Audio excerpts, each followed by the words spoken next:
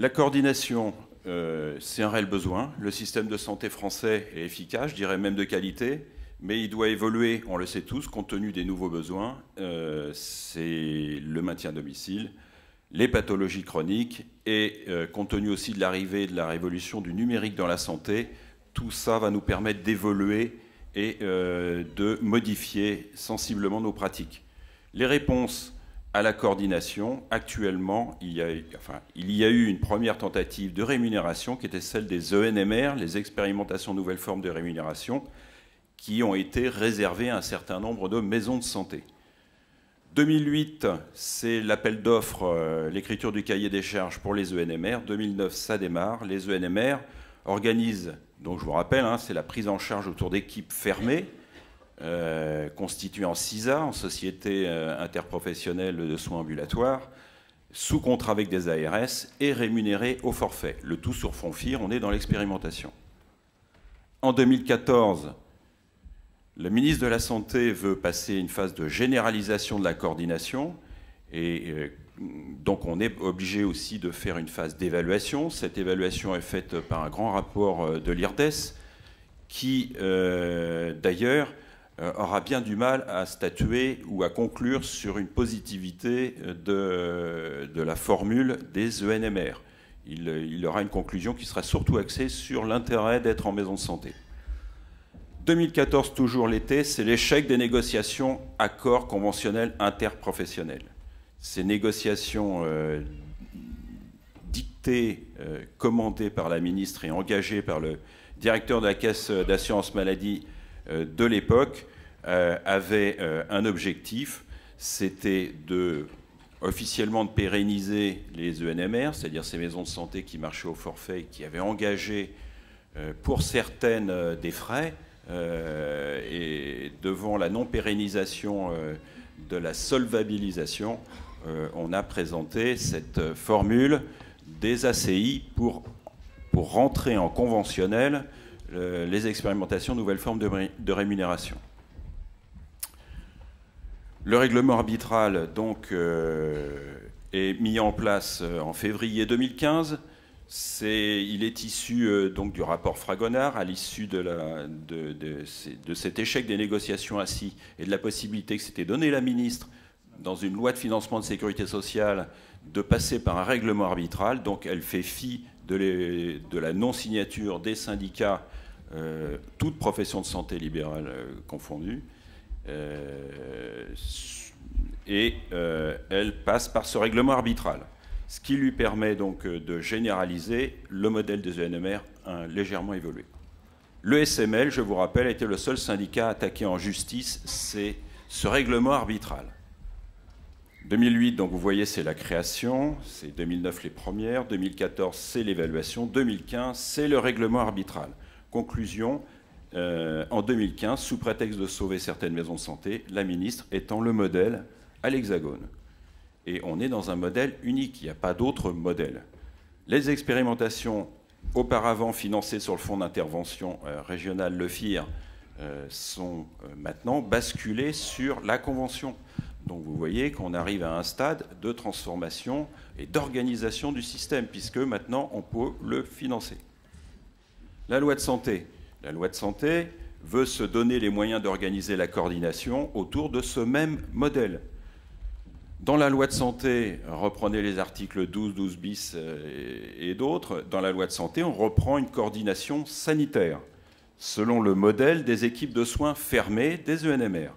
Aux équipes de soins primaires, l'acronyme ESP, on adjoint dans les communautés professionnelles territoriales de santé, CPTS, les acteurs du médico-social et du social, ainsi que d'autres acteurs.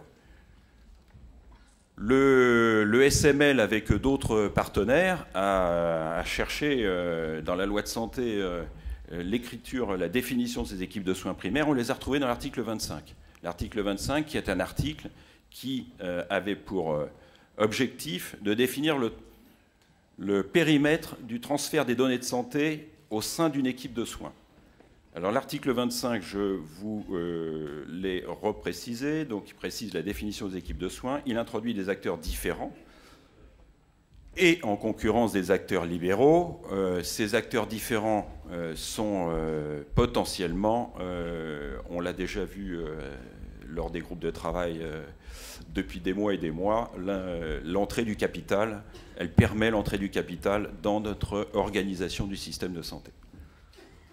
Vous voyez, pour l'application du présent titre, l'équipe de soins est un ensemble de professionnels qui participent directement au profit d'un même patient à la réalisation d'un acte diagnostique, thérapeutique, de compensation du handicap, de soulagement de la douleur, de prévention de perte d'autonomie. Autrement dit, c'est tout ce qu'on fait, hein, et toute la palette d'intervention des différentes professions de santé, et principalement du médecin, ou aux actions nécessaires à la coordination de plusieurs de ces actes, et qui, alors je vous passe le premier alinéa, le deuxième alinéa.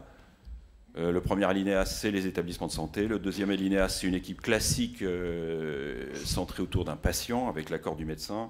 Et le troisième, soit exerce dans un ensemble, comprenant au moins un professionnel de santé, présentant une organisation formalisée et des pratiques conformes à un cahier des charges fixé par un arrêté du ministre de la Santé.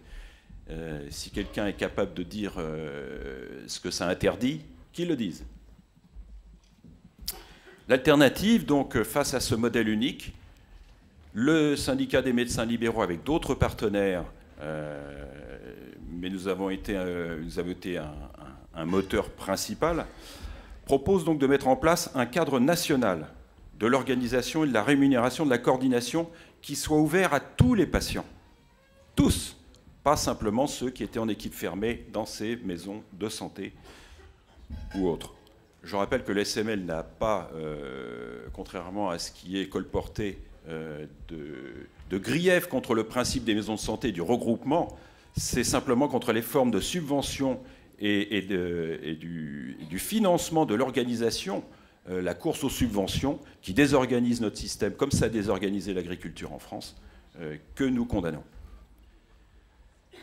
Mettre en place un cadre national de l'organisation et de la rémunération de la coordination ouvert à tous les soignants, sans sélection, et respectant le libre choix des patients pour le soignant. Ce qui n'est pas le cas avec l'organisation des équipes fermées de la loi de santé. Capable de se décliner pour toute situation requise, que ce soit des équivalents de Prado, de PAERPA, je ne vais pas expliquer tous ces acronymes, hein, mais vous savez tous à quoi ça correspond, de la pathologie du maintien à domicile, des sorties d'hôpitaux précoces, des évitements d'hospitalisation et de réhospitalisation. Et on se donne aussi comme mission de faire l'articulation ville-hôpital et de s'intéresser à la prévention. Cerise sur le gâteau, on a une solution qui est immédiatement disponible sur le territoire, puisque tous les professionnels de santé libéraux maillent le territoire. Les moyens, donc on va définir une équipe en partant de la définition du Haut Conseil pour l'avenir de l'assurance maladie, le HCAM. Il a fallu donc penser un modèle respectueux de ses préoccupations et valable dans tous les cas de prise en charge, dès lors que la coordination entre les acteurs est utile. Bien sûr, on ne va pas se coordonner avec tous nos patients, seulement avec ceux qui en nécessitent, qui en ont besoin. Donc l'alternative, c'est celle-ci. On a amélioré un petit peu la définition du HCAM dans la prise en charge. Il y a une première étape qui est celle du repérage et de la synthèse médicale qui revient de principe au médecin traitant. Ce premier étage renvoie à la négociation de la convention médicale pour la rémunération. Le deuxième étage, c'est ce que nous avons appelé le professionnel de santé repère. C'est lui qui doit s'occuper de l'organisation et du suivi de la mise en place de cette coordination entre les différents acteurs. Les prises de rendez-vous, le suivi, la constitution de l'équipe et du passage du transfert d'informations entre les membres de l'équipe, s'assurer que tout soit fait. C'est l'ordonnateur du parcours de soins, en quelque sorte, ce professionnel repère? Pas du tout. Non, d'accord. Hervé, excusez-moi. Non, tout à fait. Le professionnel de santé repère, c'est la cheville, je dirais, technique, celle qui s'assure que les outils sont bien utilisés. Hein. Et donc, pour cette intervention, ce professionnel de santé repère ne sera pas obligatoirement le médecin. D'ailleurs, dans la définition du HCAM, on dit que c'est le professionnel de santé qui intervient le plus souvent au chevet ou auprès du patient, le plus souvent l'infirmière. Mais dans cette définition, on a donc la possibilité de faire jouer ce rôle par un professionnel de santé repère, celui qui se sent investi et celui qui aura le plus de temps et qui, voilà, quand on veut s'occuper de l'ingénierie, on aime et on demande. Par contre, il faut qu'on soit rémunéré et qu'on ait envie de le faire. Donc au niveau de la rémunération, on a introduit le principe d'une cotation à l'acte, affectée d'un coefficient selon la complexité et la durée de la prise en charge, et qui serait transversale à toutes les professions. Cette cotation renvoie à la négociation dans l'accord cadre interprofessionnel, accord cadre interprofessionnel ACIP, qui est, je vous rappelle, un vecteur conventionnel qui existe déjà et qui est une convention signée entre l'UNCAM, l'UNOCAM et l'UNPS, où siège le SML. Et cette négociation est déclinée dans les conventions monoprofessionnelles. Et le troisième étage, c'est celui-là, la véritable coordination entre les membres de l'équipe, pour pouvoir évidemment prendre en charge en commun, échanger. On a besoin là aussi d'être motivé, de pouvoir donner du temps à la fois à la réflexion, à la prise en charge en commun, au transfert d'informations, à la réception des messages d'alerte. On doit être présent. Cette étape sera rémunérée là aussi à l'acte en nomenclature par une cotation qui correspond au travail en coordination pour chaque patient avec des coefficients. On a pensé à 4 niveaux de coefficients qui tiendront compte de la complexité du cas. Ça renvoie là aussi à la négociation dans la CIP avec déclinaison dans les conventions monoprofessionnelles. Quand je récapitule sur cette fiche, la coordination telle qu'elle nous est proposée dans la loi de santé, elle se fait autour d'une équipe formalisée, fermée. Cette équipe doit s'être constituée en CISA, en société, ce qui est obligatoire pour partager des rémunérations entre professionnels de santé sans qu'il y ait de compérage institué. La loi de santé, dans d'autres articles, parle d'autres formes juridiques à venir.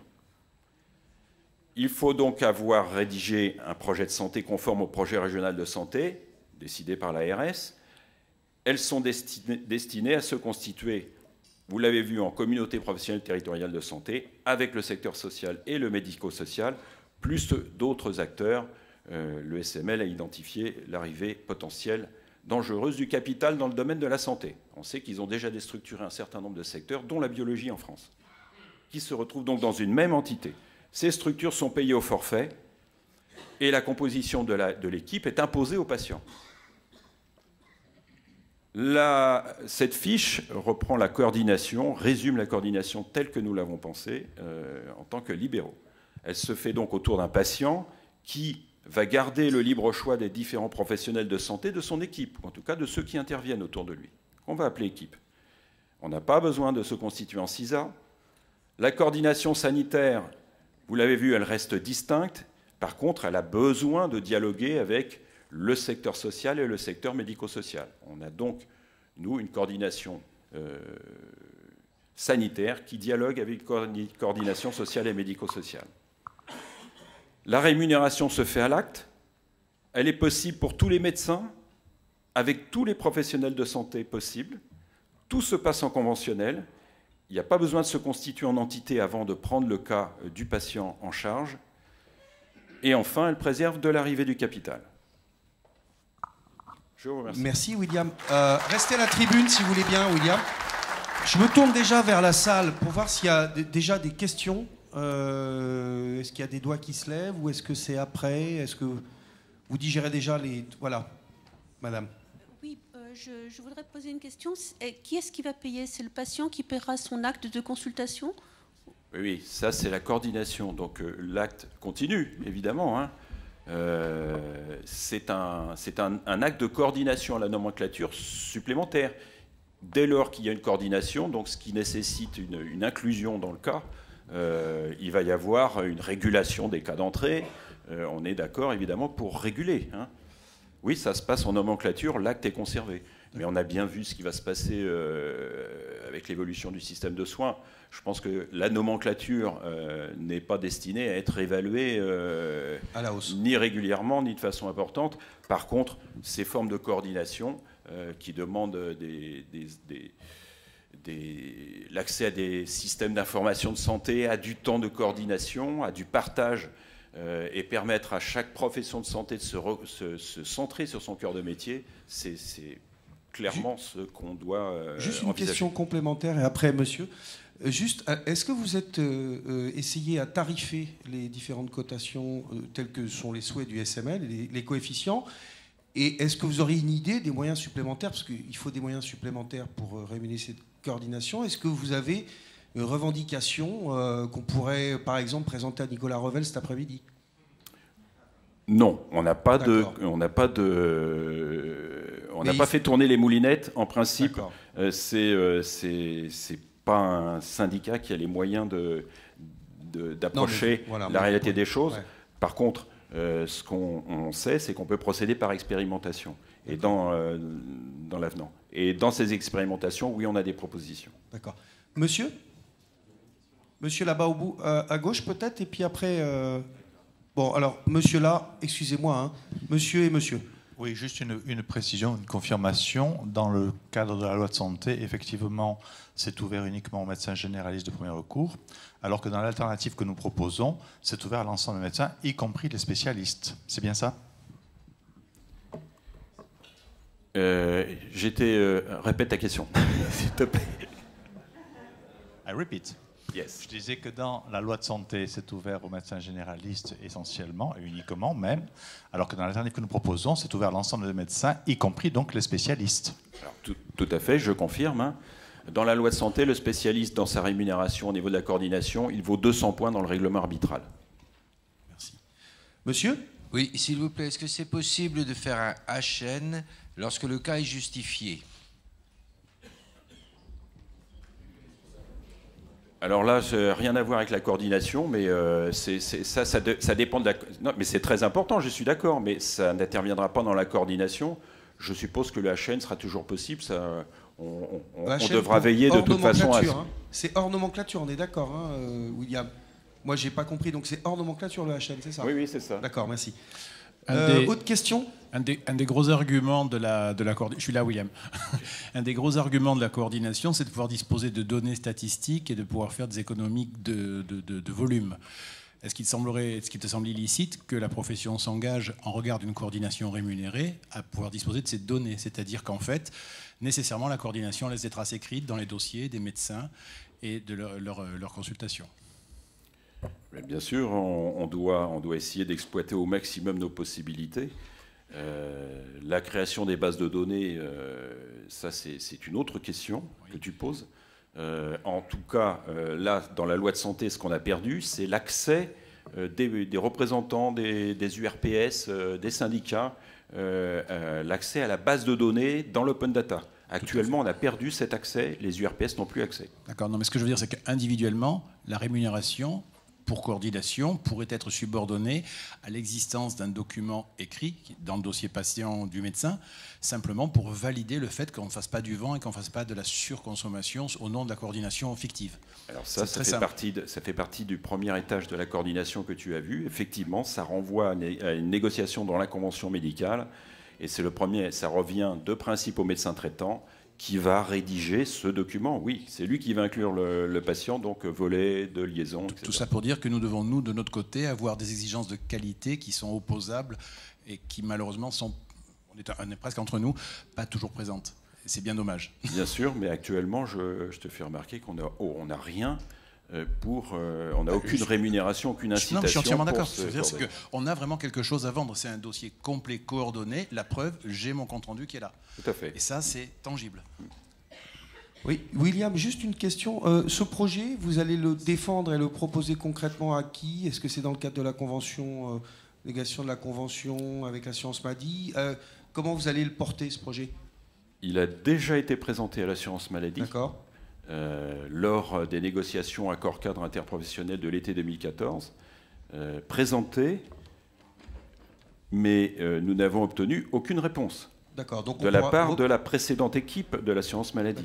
Donc nous nous apprêtons à la représenter, effectivement, à l'équipe présente, directeur Revel. Et nous avons aussi une demande ferme de réouverture des négociations de l'Interpro. D'accord, ça marche. William, merci. On va continuer. Alors, mais vraiment une question, alors super rapide parce que François Fillon va attendre trop longtemps après. Oui, alors, Monsieur. Super rapidement, je crois que la force de la proposition du SML, c'est basé avant tout sur la liberté. C'est-à-dire que vous n'allez pas impliquer des patients dans une coordination s'ils n'ont pas la liberté de choisir les gens qui vont les soigner. Et vous n'allez jamais impliquer des praticiens à rentrer dans une coordination s'ils n'ont pas la liberté. Il faut les mettre en dehors d'un cadre étroit des CISA. Ça, c'est le premier impératif qui me paraît indispensable. Et puis le deuxième impératif, qui va de soi lui-même, une coordination faite par les libéraux dans ce cadre-là, eh bien, économiquement, ça sera efficace et viable.